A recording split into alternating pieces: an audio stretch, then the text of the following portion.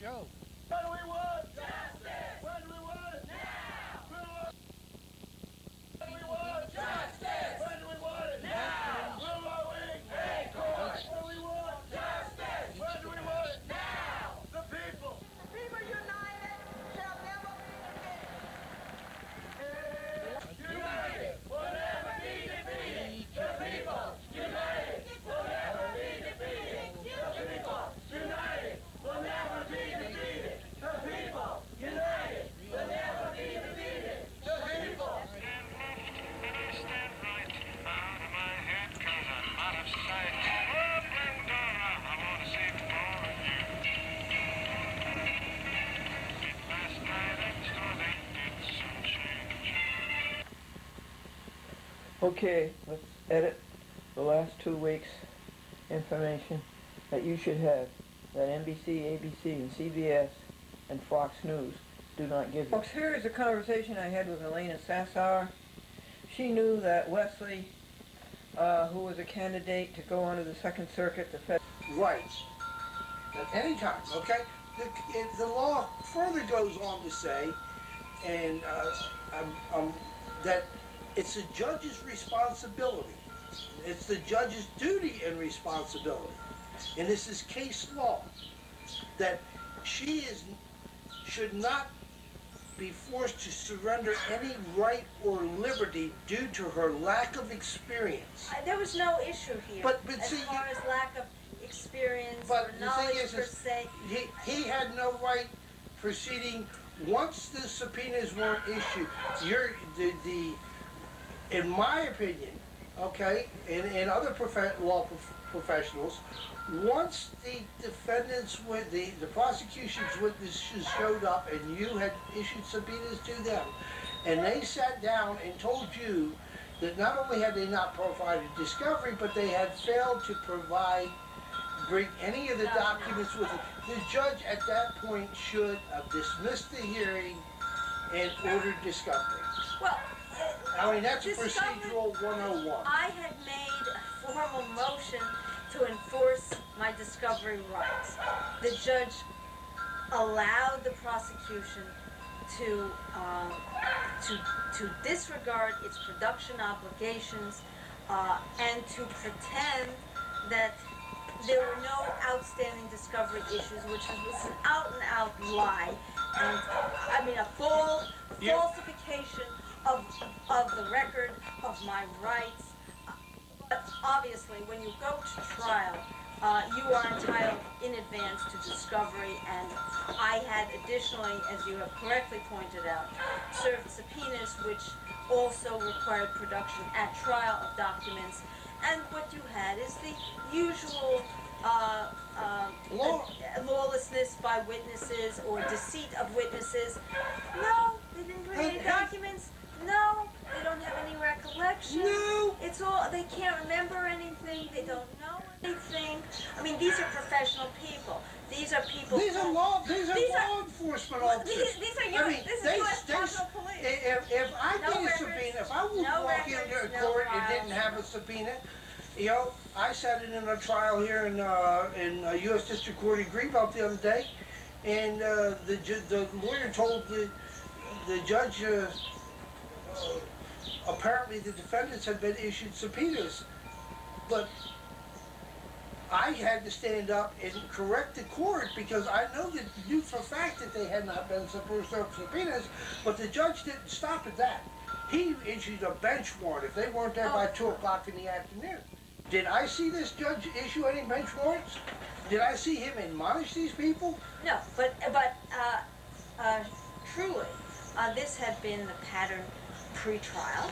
It continued at trial. Moreover, you not only had non-production, you had the admission only shortly before trial that tapes had been destroyed. Crucial evidence. Crucial evidence had been quote lost. Yeah. Now that in itself is an important pre-trial inquiry. Lost? What do you mean by lost? There is a proper inquiry to be undertaken, whether lost also means destroyed. Destroyed. And there are rights that I destruction. again, all these pretrial issues were just thrown aside by the judge. At trial, they were ignored also, although I have rights flowing from them. But really what you said before, I think, is very noteworthy, and that is that a judge is charged with the duty of enforcing standards of professional responsibility and conduct. And what you had in this litigation, but this litigation is illustrative of what goes on in the average case. Oh, I see it every where day. you have biased judges. Biased judges don't enforce standards of conduct on the misbehaving party that he or she wishes to favor. That is the party that gets away with everything. Amen to that. And it's the law of the jungle. No tactic is too unscrupulous, unethical. The more the better, and the court allows it, and the aggrieved litigant is just out of luck. There's no respect for ethical rules of professional responsibility. I mean, here, in this lawsuit, as Elena Sassower, America's newest convicted criminal. She is with the Center for Judicial Accountability.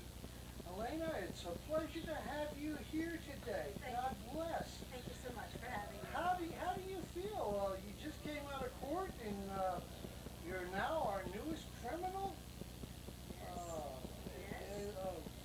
Does this make you proud of our system of justice? No, of course not. No. I was unfairly convicted before a biased tribunal which ran roughshod over the most fundamental rules of procedure, evidence, and a trial so conducted necessarily results in conviction. This is the only way they could convict me on such a bogus charge as was lodged against me by the U.S. Attorney's Office. Well, I agree, and here's our article, as the Legal Times posted it last week. Trial of a judicial gadfly.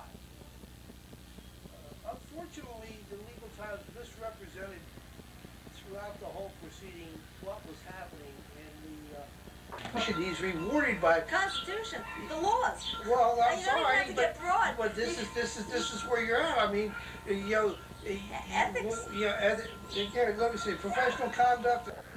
Interview with Elena Sassower in D.C. jail, July 21st, year 2004. Convicted federal misdemeanor. Yes. For the alleged disruption of Congress. And this is, I need to ask you some background. Would you please identify yourself, Elena? I am Elena Sassower. I'm the coordinator and co-founder of the Center for Judicial Accountability, a nonpartisan, nonprofit citizens organization that is working to ensure that the qualities of judicial selection and discipline are meaningful and effective. Okay.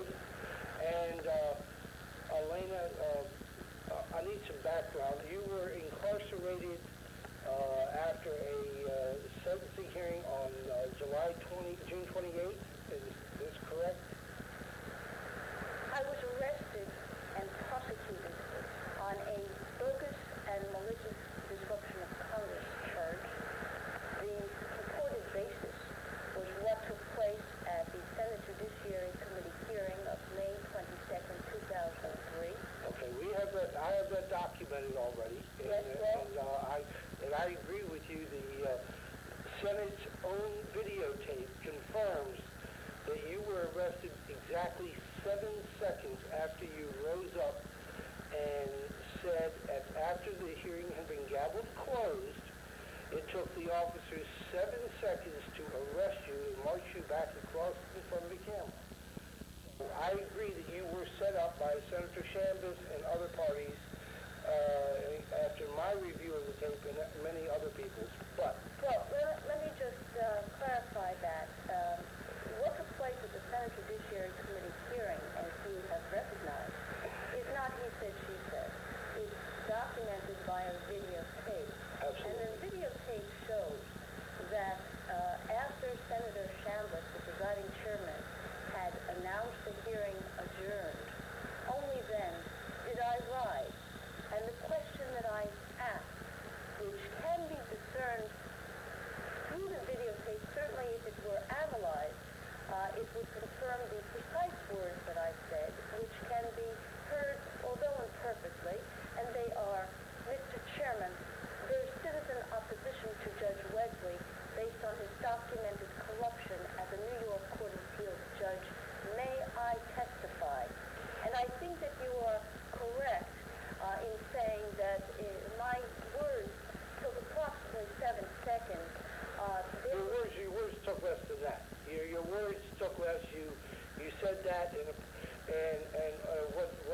shocking to me on the video, okay, which was really shocking to me and leads me to believe that there's a definite setup here, is the fact that not one participant in the audience there dared to turn around and to check out this disruption. That's one. The second thing is the Senate has a sophisticated set of cameramen working there, and they were apparently told not to transfer the camera to you because it would create a record, and that shocks me as from a journalistic standpoint. They should have, as in any other hearing, if a disruption turns, generally the media turns right to the point of the disruption. This did not happen in your case. No. There was no disruption in the least, and your observation that there didn't seem to be any reaction from the audience. My goodness, the most important point to make is that there was no response by Senator Chambliss to that respectful question, may I testify? Oh, yes, there was. Well, what Yeah, but it wasn't what one would expect. What he did was, rather than answering that question with a yes or no, which is how such a question should have been responded to, was to call for order. Now, in calling for order, I was approached by two officers whose heads can be seen passing in front of the video camera. And as the testimony used the trial reflects, one of the officers told me to sit down, that is, to remain in the room and to be quiet. The other officer insisted... Oh, did you sit down as he requested? I was not permitted to sit down as he requested because the other officer insisted that I leave the hearing room. And it was because of her insistence and because I wanted to clarify whether I was being taken out so as to be arrested, that I then, and it is reflected by the video, called down to presiding Chairman Chambliss, are you directing that I be arrested? Are you directing that I be arrested? And once again, to that very direct question, there was no response from Chairman Chambliss.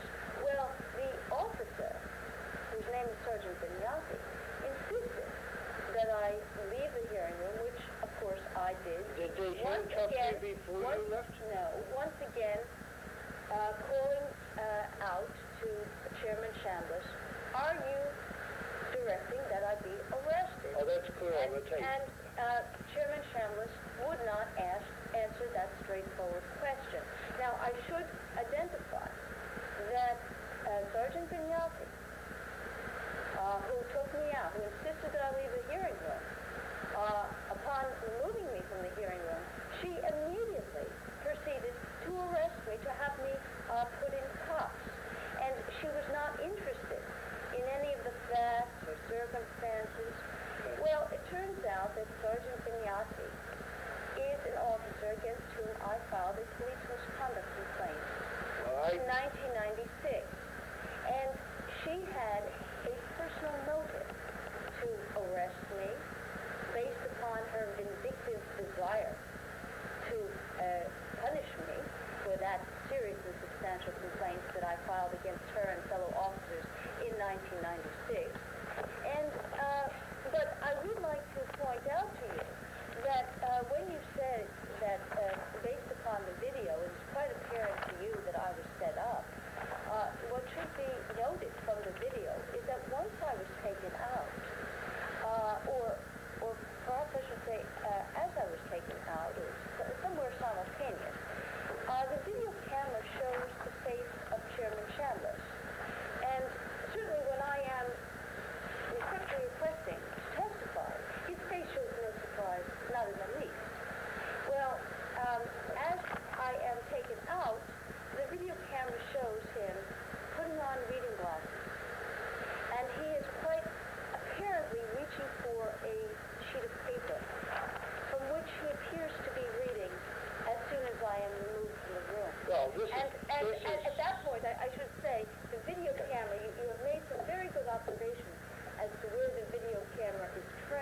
the 3 video cameras in the room. The video camera no longer is focused on his case. It is now moved back. But from the tempo of his words, it's very apparent that he's reading from a document. Oh, there's no doubt. There's no doubt. No it's doubt. Scripted. Exactly. And the script says that sum and substance, that they do not, the Senate Judiciary Committee does not, as a regular practice, allow Public participation. public testimony, citizens to testify, and then goes on to say that, well, we realize this lady is disappointed, but that in no way condones the disruption of these proceedings. Stop. I need to stop you. I need to stop you. Okay. In no way condones the disruption of this hearing. Okay? Now, you and I and everybody else in the free world understands what it means when you gavel a meeting closed and you pronounce it adjourned. Did he not ask if there were any other senators present who wanted to input, and then he proceeded to gavel the meeting adjourned? Well, yes or no? Well, Senator Chambliss was the only senator. I know that. That's what I'm getting at. He was the only senator There appointing judges for life, which scares the daylights out of me. He's the only senator presiding over this public hearing. All the other senators who have been present at the outset, including home state senators Schumer and Clinton, had filed out after their initial presentation and remarks of support for the various nominees. You see, these judicial nominations are a matter of political field. Well, and they are arranged by the senators who come forward and make their adulatory statements at the outset. And then the senators file out, and these hearings are conducted with only a single senator presiding for the questioning, which is a couple of false questions thrown out to the nominees simply for show, not of any substance.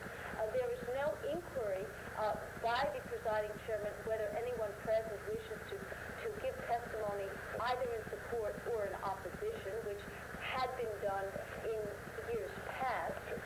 There is no inquiry, and I should say that it had been my position that this was an important question to be asked by the presiding chairman, whether there was anyone present who wished to testify.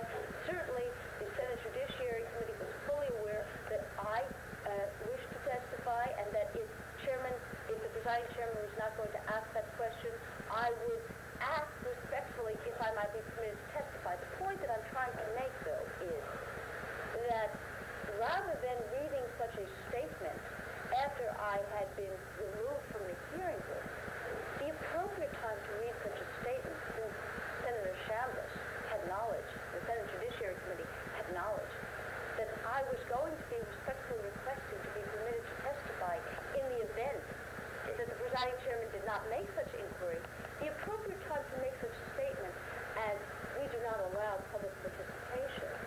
At the beginning of the proceeding. Would have been at some point during the not hearing, after it has been adjourned. Recognize to say we are aware that there has been a request from a member of the public to be permitted to testify. However, but you're more than a member of the public.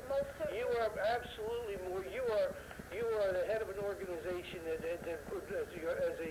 a watchdog group that's helping to clean up the corruption in our courts. Absolutely. And we are an organization that is advocating greater openness in the processes of judicial selection and discipline, that believes that citizens have a rightful place of participation, and which has long documented that the Senate Judiciary Committee rejects out of hand information and evidence proffered to it from members of the public bearing upon the unfitness of judicial nominees. The Senate Judiciary Committee has no desire to scrutinize the qualifications of essentially all of the nominations, because they're the part of political deals, and they do not want to upset these political deals. Let's move forward now. Yes. Okay, I need to ask you some questions, and I don't want to run out of time here. Thanks. Okay, I need to ask some personal questions for you, for your supporters and your family members. How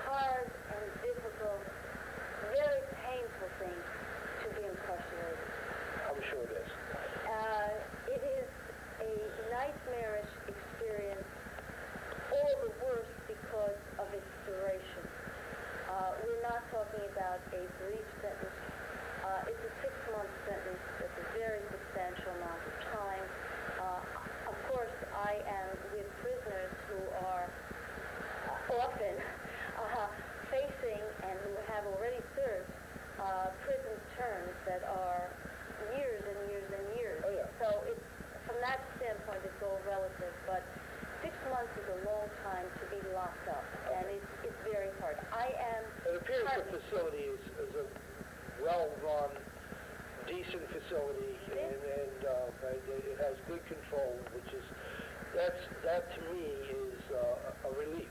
This facility is actually adjacent to the D.C. jail. Okay. It is not the D.C. jail where I was originally taken and where I spent my first several days.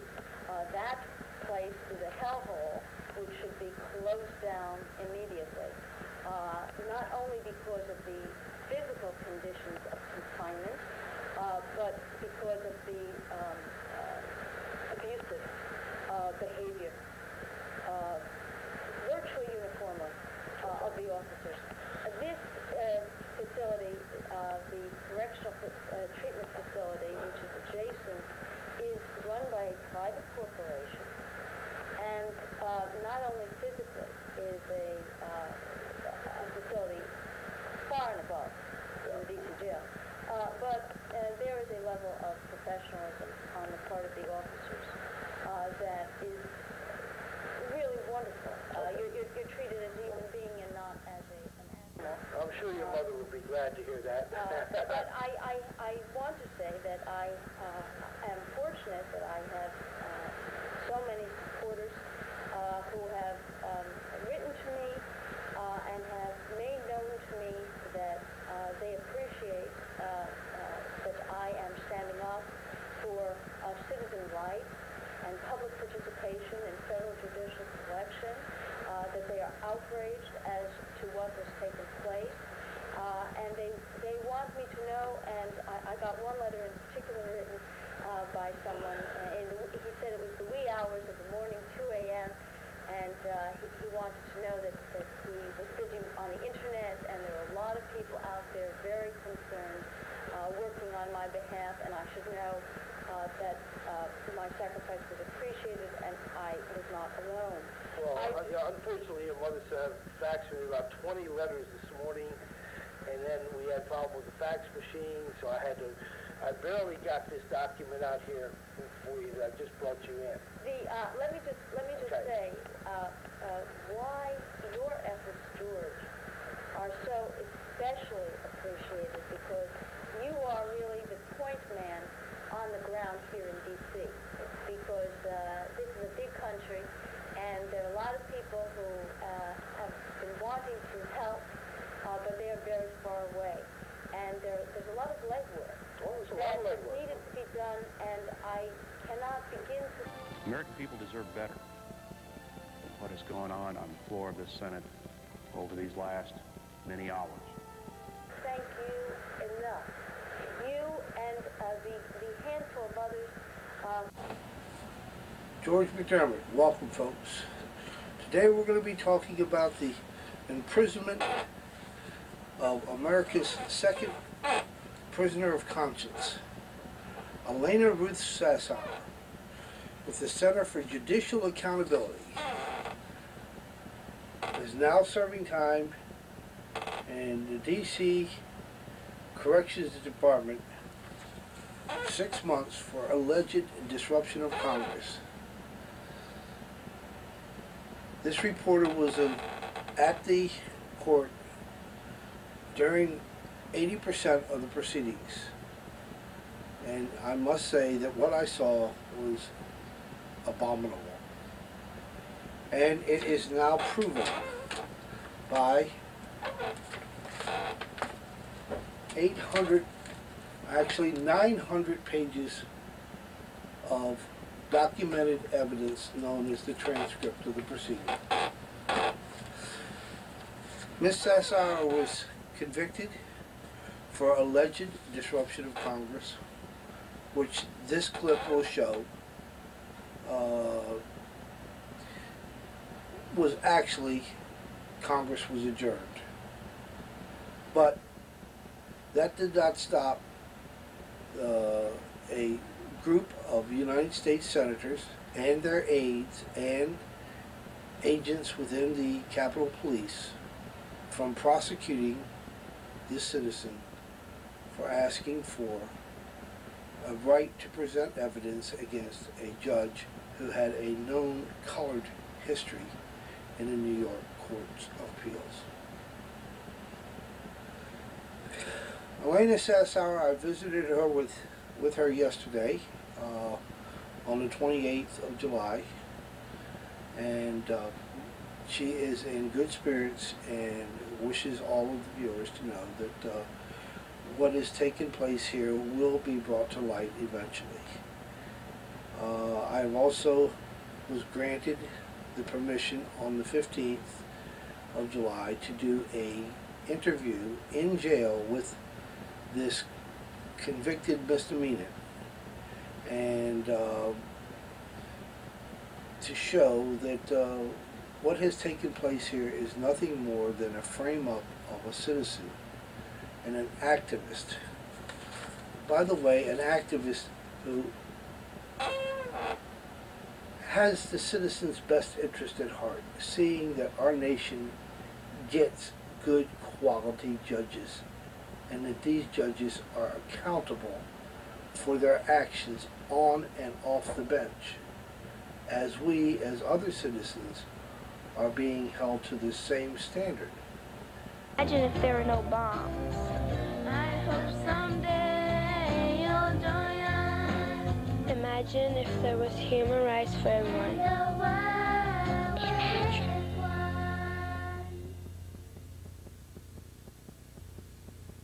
People united shall never be defeated. We like the big fights and the impossible fights.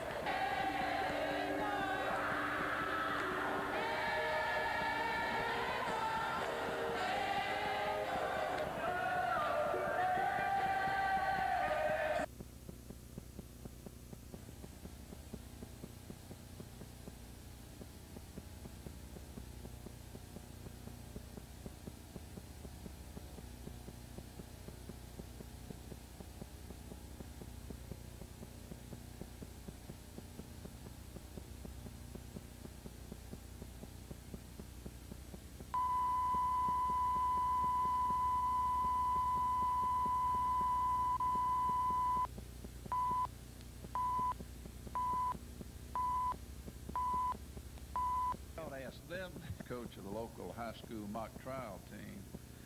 Would you tell the committee a little bit about your involvement with the team as well as what you have gained from that experience? Thank you very much, Mr. Chairman, for mentioning that. The Hampden Academy mock trial team is part of a nationwide program. Each state has high school mock trial teams. Those students participate not only as witnesses but also as attorneys doing opening statements and closing arguments. I've been the attorney coach of the Hampden Academy mock trial team for the past 8 years. And I'm very proud to say that of those 8 years, 3 occasions, the Hampden Academy team represented the state of Maine in national competition. We went to Nashville, Tennessee, to Omaha, Nebraska, and to Minneapolis. And it is a remarkable experience to watch these young men and women take hold of the law and move it forward. And even more remarkable is to sit in a courtroom and to see grandparents and parents cheering on a cross-examination. That's very gratifying. Were any of your 3 sons on those teams? Yes, they were all on the team. My eldest son, Jack, was on the team that went to Nashville, and my second son, Patrick, was on the Nashville and Omaha team, and my third son, Christopher, was on the team that participated in Minneapolis and won a witness award, national witness award when he participated. Well, how about that? He had good coaching. Now, since I had that same experience of coaching my son, I used to always get asked the question, were you tougher on them than all the other team members? I have a great... Maybe I ought to ask them. I have a great respect for the Fifth Amendment, and I'll take it. I understand. You've spent over 25 years as a successful advocate for your clients. What do you think is the biggest challenge you will face in your new role if you're confirmed as a district court judge? I think making the transition from advocacy to judicial bearing is always a challenge. Over the course of practicing law for numerous years, or 26 years, one of the benefits I've had the opportunity to engage in, along with many other practicing lawyers, is that we go from judge to judge to judge, and we see different judges, and we are able to try and determine what characteristics of the judge we feel would be appropriate. Those three characteristics that I feel most appropriate for a judge are legal competence, which we take as a given, common sense, and temperament. And those things I hope to bring to the bench if confirmed by the Senate. Gentlemen, let me say to each of you individually and collectively, it's pretty obvious why you've been nominated for your respective judgeships, and you all possess obviously great legal experience and competence, or you wouldn't be here. But you touched on something there, Mr. Woodcock, and that's temperament. And just from your response here today, I think each of you possess that necessary judicial temperance that we need to see more often from the bench than we sometimes do. I will tell you that you may receive written questions from other members of the committee. They have until 5 p.m. on Wednesday, May 28th to submit written questions, and if there are any, they will be submitted to you in short order following that. That being said, if there are no further questions or participations from anyone on the committee, we will stand adjourned. Thank you very much.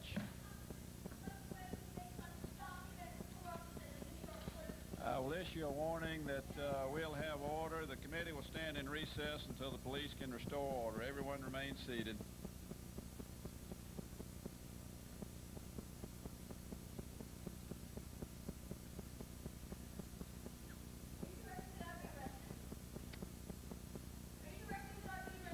I'm directing that the police restore order.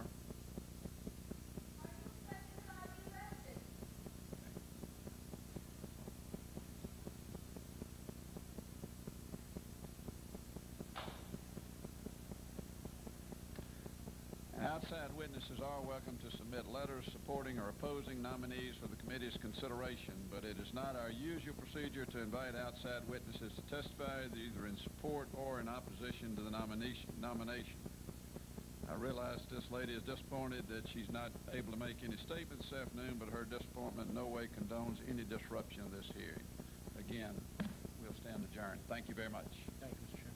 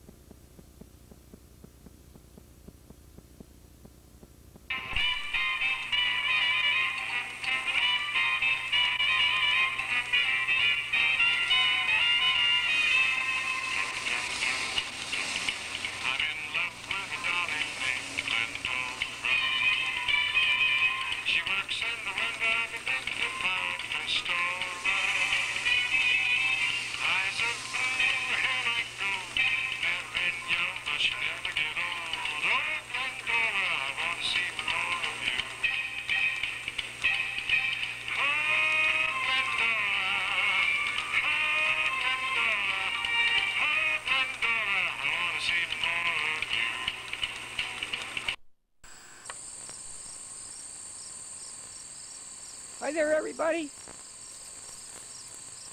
You're supposed to have a little red in a picture, I think. You know, when I first started out in TV, there was only black and white. And I made the determination early that for black and white television, the best thing to wear was black and white. It always looked the best on black and white television. And then when color came in, I learned quickly that in color television, you always should have something that's red in the picture, so we got a gas can. What do report cards teach a parent? What do report cards teach a parent? You don't have to lift dumb weights to raise a dumbbell. You don't have to lift weights to raise a dumbbell. And the teacher is trying to impress upon the children to be honest and not to steal. And she was trying to teach them what a thief is. And she says, why, children, if I were to put my hand into a man's pocket and take out all of his money, what would I be? And the little girl says, you would be his wife. Billy wrote on his test that the first woman doctor in America was Dolly Medicine. Ed says there was only one thing that kept me from going to college. What's that? High school. Have you heard about the new aftershave lotion for men, husbands, older than 65? It's called Old Spouse. And the senior citizen Marilyn says she's at her cereal age, where she doesn't feel her oats, but she feels her corns. Dorothy said that she just turned 36, and her mother-in-law says that's right. Yesterday she was 63, and the senior citizen was 100 years old. And they had a big party. And she says, I don't see what the celebration is all about. All I did was grow old, and it took me a long time. And the newspaper reporter said, well, I hope that I will be back here next year to see you celebrate your 101st birthday. And she said to him, why not? You look healthy. Dottie is shy about her age. As a matter of fact, she's about 18 years shy. And Steve says he's so old, he can remember when Dr. Pepper was an intern.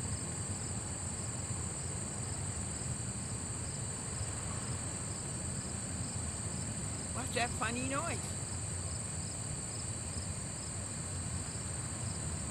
And there was an interesting sign in the window. It said, ears pierced while you wait. Well, what are you going to do? Leave them there and then pick them up later? And Anthony says that his hometown has the lowest death rate of any town in the United States. You know why? Nobody wants to be caught dead there. This is Glendora, a cheerful look at life. A minute of good cheer, goodwill, and good humor, and it's brought to you by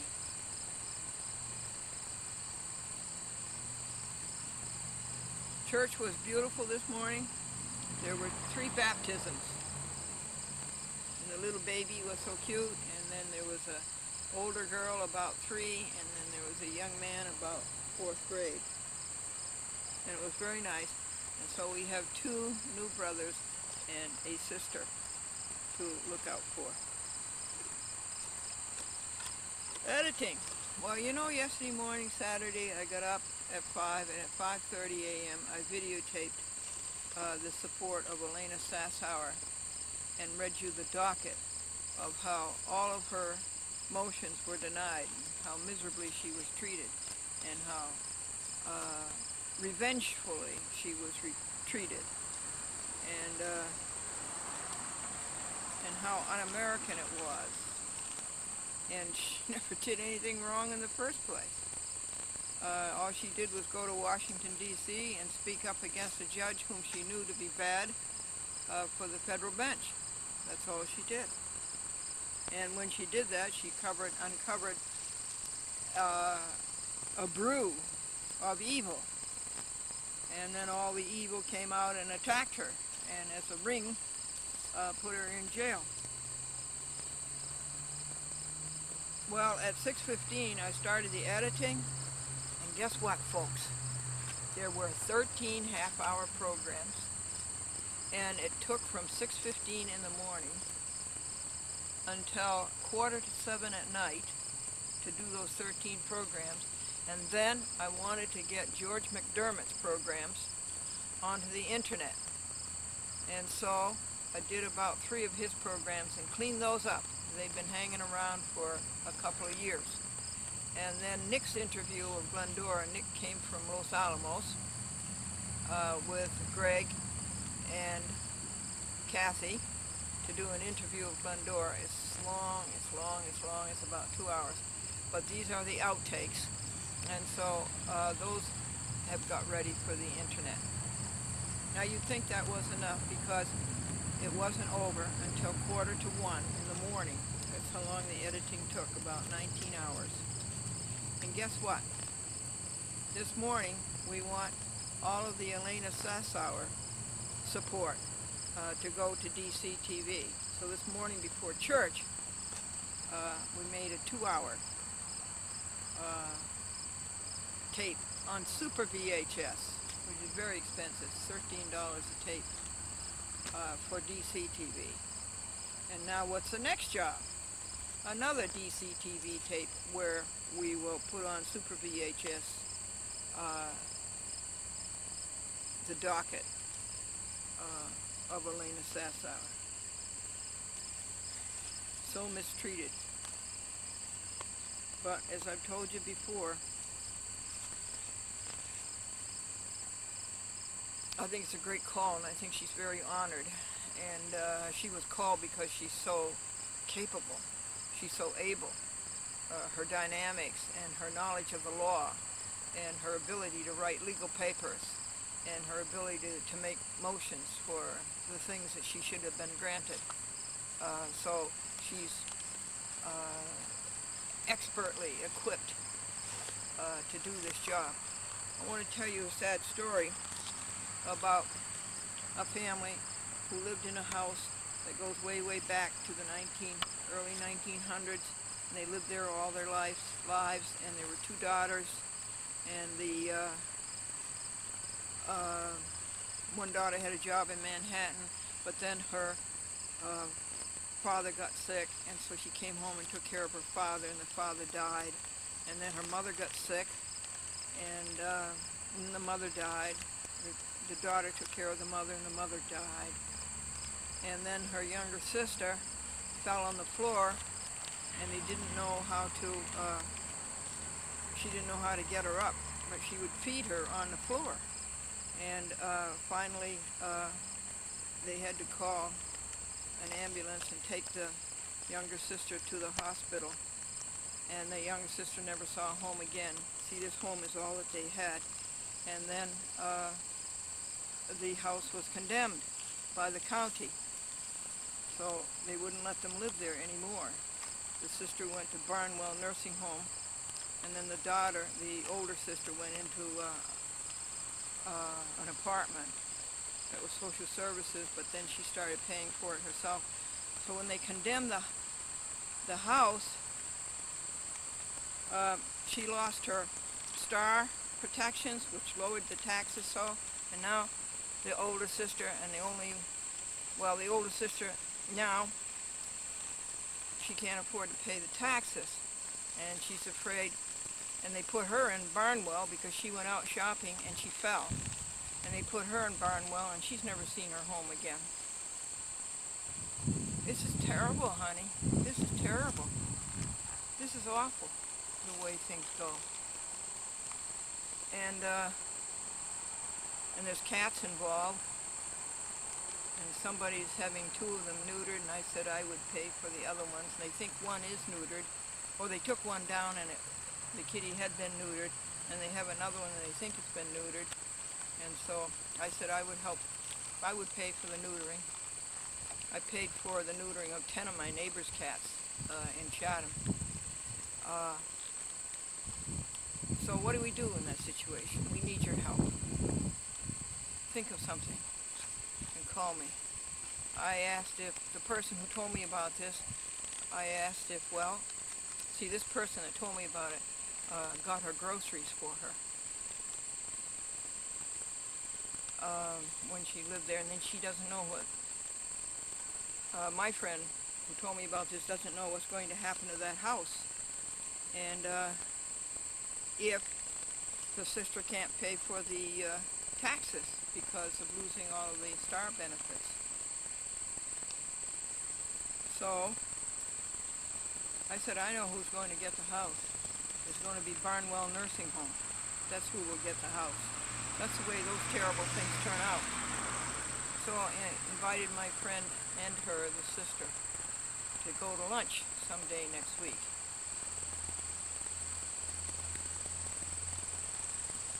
See if that will help. Okie doke. This is Glendora, Chat with Glendora on 45 TV stations, 450 municipalities, and there's 89 Glendora shows on the internet at www.achatwithglendora.com.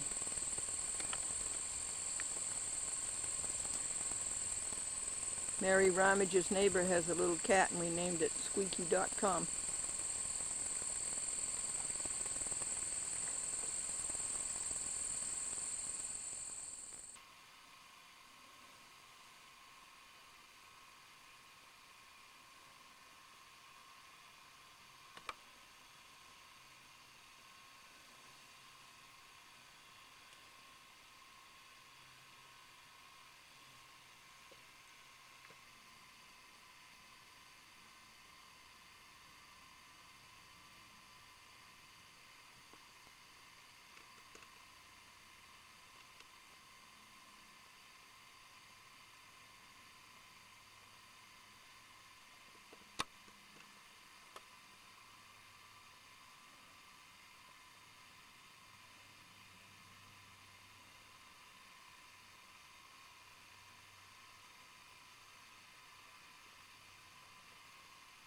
We should have got here earlier, folks. It probably was very orange. Oh, that's too bad we missed that.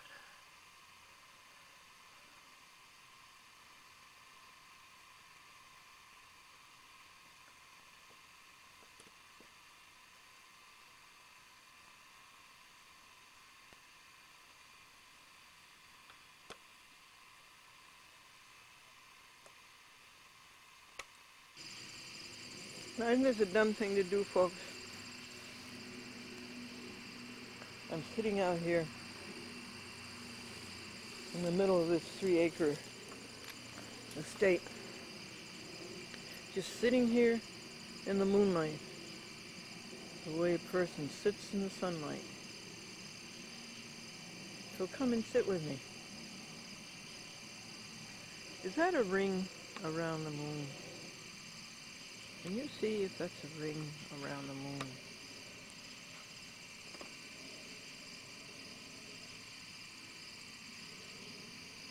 I guess it can't be seen.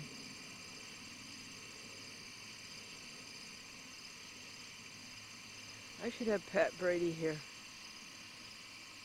She could tell me.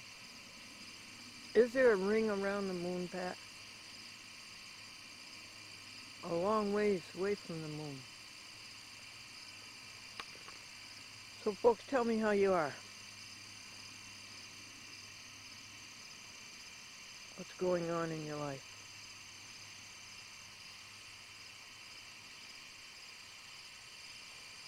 It's so pleasant. And it's warm. It's a night to remember.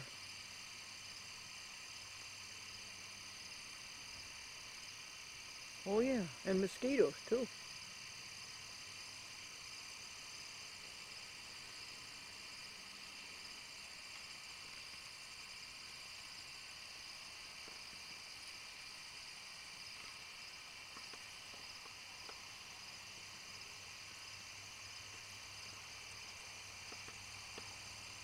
It's just nice just to sit together, isn't it?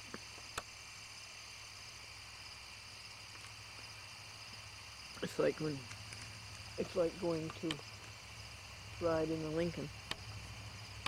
It's nice just to ride in the Lincoln.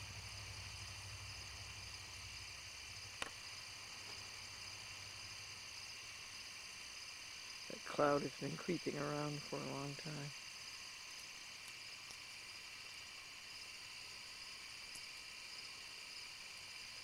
So we'll go in now. Oh, guess what? The character generator came. It was delivered to Lisa's house on Friday. That's too bad, and she sent it back.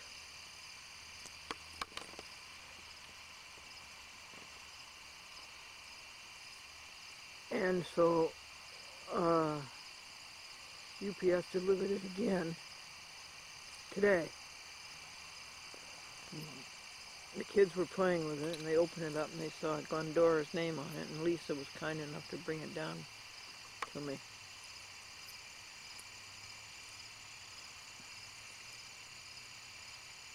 I think there is a ring around the moon. And speaking of Pat Brady, Glendora got her program on hurricanes on the internet. And if any of you folks want your public access show on the internet, then send $30 and send it in a blank postal money order, and we'll get it up on the internet for you, and we'll have it up there within a week, and we'll keep it up there for a month. I've heard of people charging $700, $800 for that thing. There's no profit in it, of course.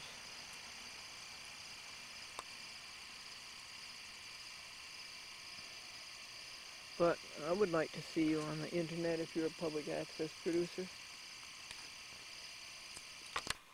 So there it is, folks. Oh, you know, today,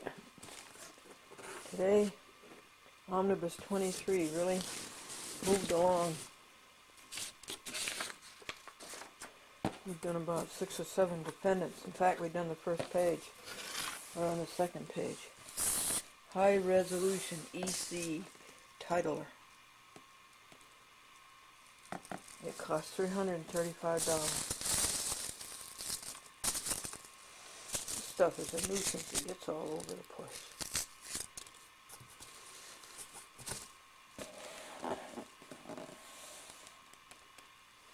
EZ10.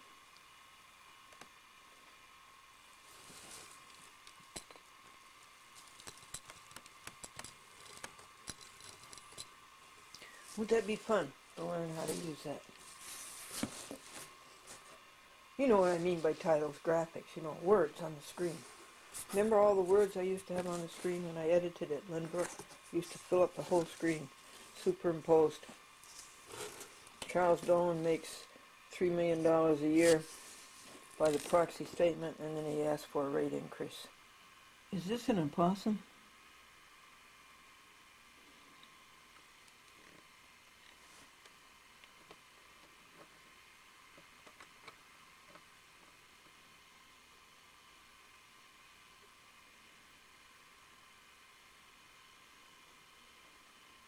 She likes peanut butter sandwiches.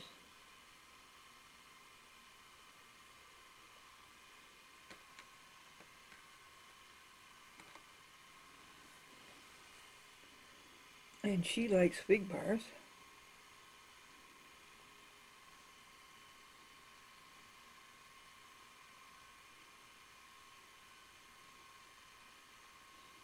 And what else they have tonight? Their all-time favorite is microwave popcorn.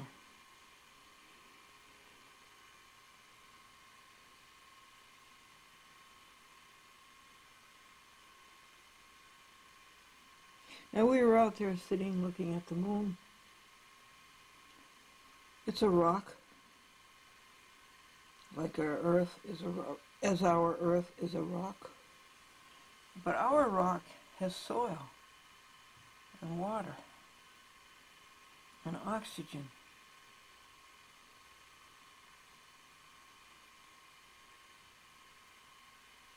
And we wouldn't have anything to eat, would we? Now why doesn't the moon have all those nice things? And why are we so blessed?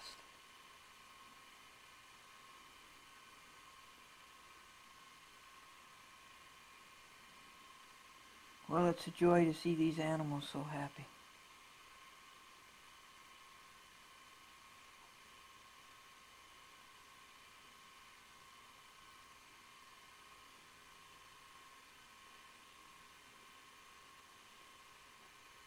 You know, when they had that installation service at church Sunday, I showed it to you, and the ministers were wearing black robes and white stoles.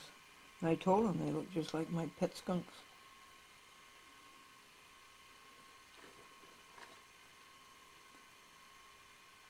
Oh, did you see the plume go up? They do have beautiful plume tails. This is the first skunk I've seen without a total white cap. All the other ones have a little round white cap, little white furry cap.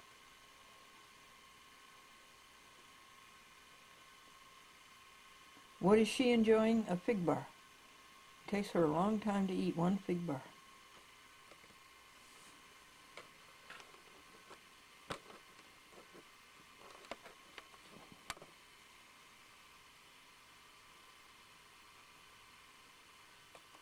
They have the cutest little faces.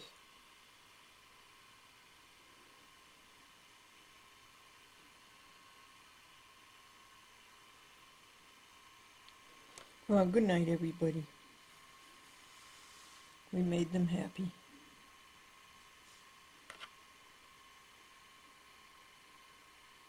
I was in bed and I had to get up to get something, but I had to show you this skunk. She's beautiful. Look at the white plume. They're all different. They're all so different.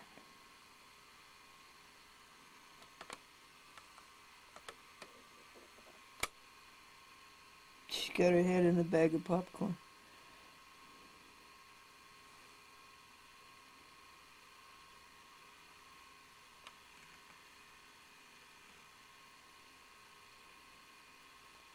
Should we give her a name?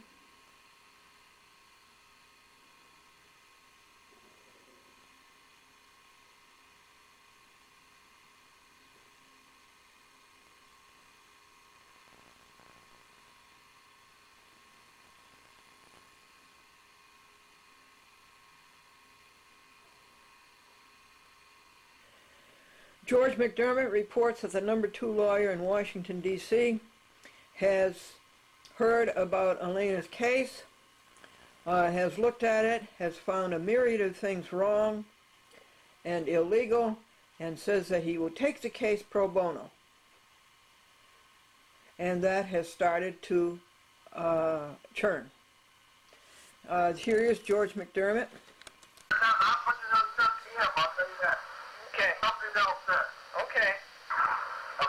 I mentioned that on TV that it was on at 7 p.m. Monday night, and I said thank you for that, so they'd better be true to it. Okay, George. Okay. Here's a joke for you. Okay. That it was on at 7 p.m. Monday night, and I said thank you for that, so they'd better be true to it. Okay, George. Okay. Here's a joke for you. Okay. What do report cards teach a parent? What do report cards teach parents? You don't have to lift weights to raise a dumbbell. You don't have to what? You don't have to lift weights to raise a dumbbell.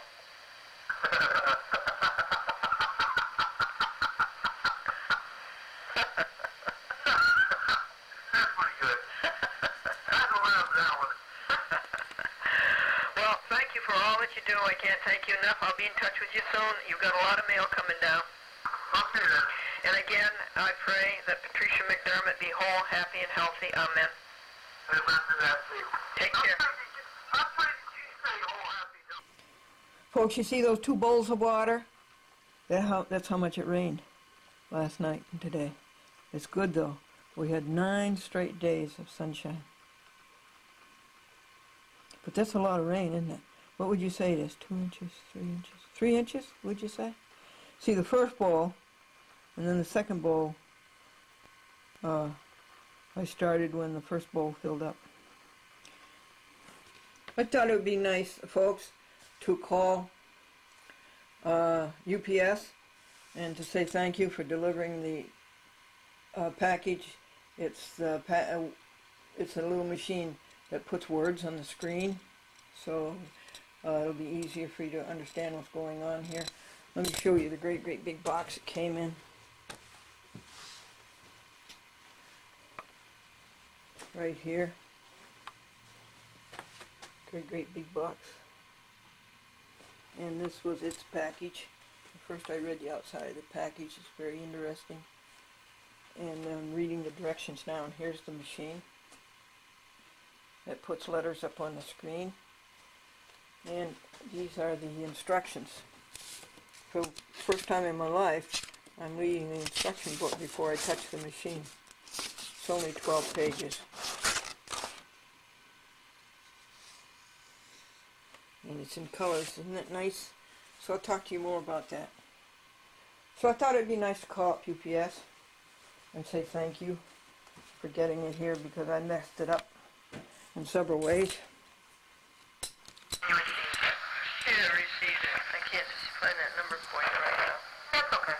I'll let them know. Let them all know. Yeah. And so we're very happy with it. Oh, I'm glad. It's nice to hear positive things from them. Yeah, that doesn't happen, does it, very often? Although I think we do a good job. Yes. There's still people, you know, that... Oh, yeah. You always get the bad calls, let's put it that way. Oh, yeah, there are always those people. Yeah.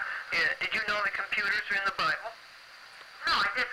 Eve said to Adam, do you want an apple too? Oh, I'm so glad you did that. It didn't give me a sermon.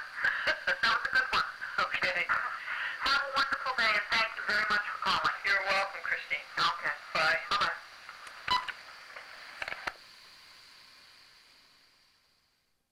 Popcorn. Just finished cooking for the skunks. This is a very pretty one who was out here, and now she's gone. Now here she is, the poor little baby. Isn't she pretty though? Out in the pouring rain. I love those little white furry caps they have.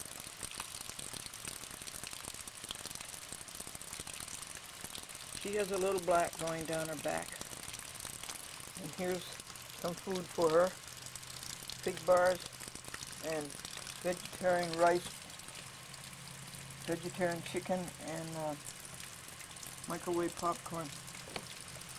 And look how much it rained today. 2 bowls full.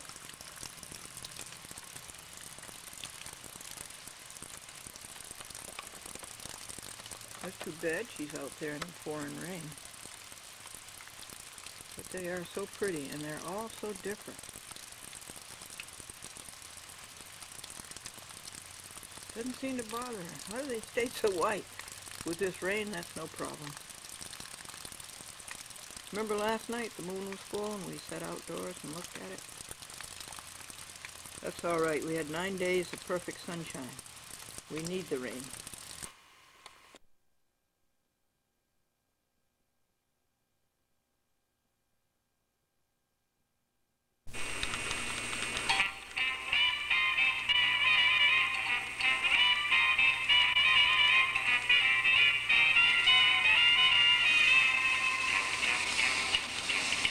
I'm in love with a darling named Glendora. She works in the window of a big department store. Eyes of blue, hair like gold, very young, but she never get old. Oh, Glendora, I want to see more of you. Oh, Glendora, oh, Glendora, oh, Glendora, I want to see more of you.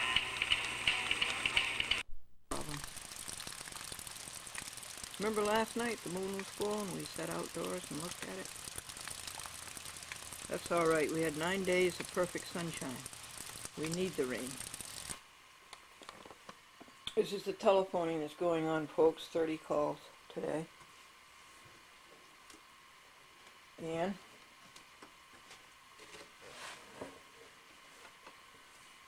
we're going to paint these boxes. Red, white, and blue. Here's the first one. Isn't it pretty? And there are the other ones over there to be painted. And the titler, I finished the book of instructions. And the DC is hooked up.